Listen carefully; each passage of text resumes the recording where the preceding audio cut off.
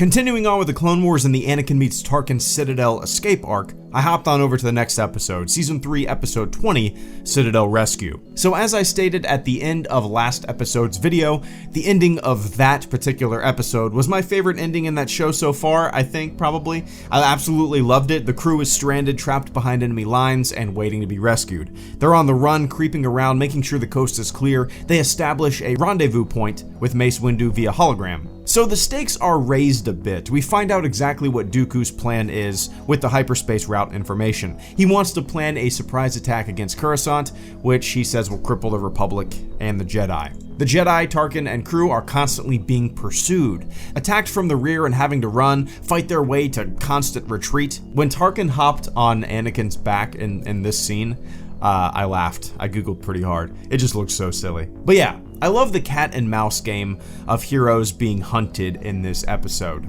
Sabak, I still can't remember what the hell his name was, the Separatist prison leader, sends out some tracking dog-like creatures to hunt down and pinpoint the location of the Jedi. The strongest part to me of this episode is once again when we see Tarkin further prodding and poking the divisions, the differences of opinion among the group. It's apparent that Tarkin isn't a fan of the Jedi, saying what if your Jedi friends aren't there when we arrive, kind of just poking and getting under their skin. Ahsoka's eyes roll, the biggest roll I've ever seen. Tarkin is kind of like that negative Nancy, the Kevin Killjoy, the pissy Peter, the Debbie Downer of the group as they're walking around.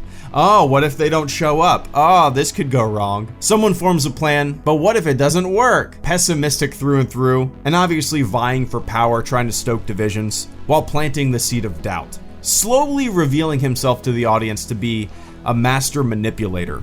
Obi-Wan and Ahsoka have a brief conversation with Anakin, who seems to agree with Tarkin's perspective in a way, but seems too afraid to outright admit it. And the thing about this whole arc is that all of the action and whatnot, I could have just done completely without it, to tell you the truth, and just had like dialogue between Tarkin and Anakin. That was the really interesting stuff to me, and I wish there was more of it. I'm sure we'll get more of it in future episodes that I haven't watched yet, but that's what I wish this arc was a little more of. Anyway, yeah, Tarkin really makes these episodes. He butts heads with everyone, he schmoozes, he says, I know the Chancellor. He's scheming, he's strategic. He seems like what we in the Navy call a blue falcon.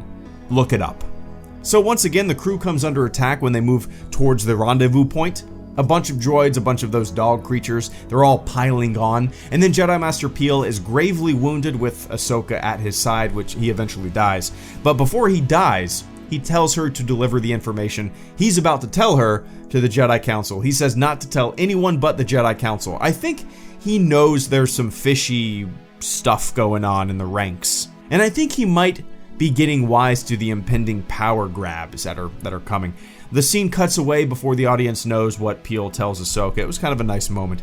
I thought the lava funeral for Jedi Master Peel was pretty great. One of the more touching moments in the show so far. It was just short and sweet. So, the rescue effort is about to commence. Ships pop out of hyperspace. The camera dips down into the caverns full of lava, and there's a really neat long shot that commences. And we fly through the canyons and swing around the Jedi and crew. It's just a cool shot. I don't know, it was just neat. And right after that shot, the crew gets attacked and the space battle overhead commences at the same time. There's even a little Wilhelm scream in there. So, Sabak, blah blah, the Separatist prison leader dude is part of the assault on our heroes, and he's about to toss Tarkin into the lava. And in the nick of time, Ahsoka stabs him in the back, saving Tarkin. And in Tarkin fashion, he's kind of dismissive about it, passive aggressive, and he has a complete air of superiority about him. Shoulda let that shit don't stink doofus get thrown into the lava pit, Ahsoka. The rescue effort works. And then we see our crew talking to some of the Jedi Council. Tarkin says he was instructed to deliver the information directly and only to the Chancellor. And Ahsoka says she promised Peel that she'd deliver the information directly and only to the Jedi Council. Like I said earlier, the strongest aspect of this episode, by far, in this entire arc even, is the dynamic between Tarkin and Anakin. They without a doubt see eye to eye on most things, and it seems Anakin might be too afraid to outright admit that for fear of maybe breaking the mold of what the Council wants him to become. This arc was super interesting for that very reason. The action was fun, sure, but action is action, right? The dynamic between characters is what keeps me engaged in this show, and Tarkin knocked it out of the park for me.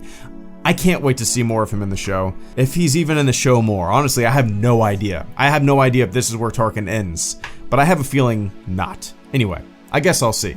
HelloGreedo, out.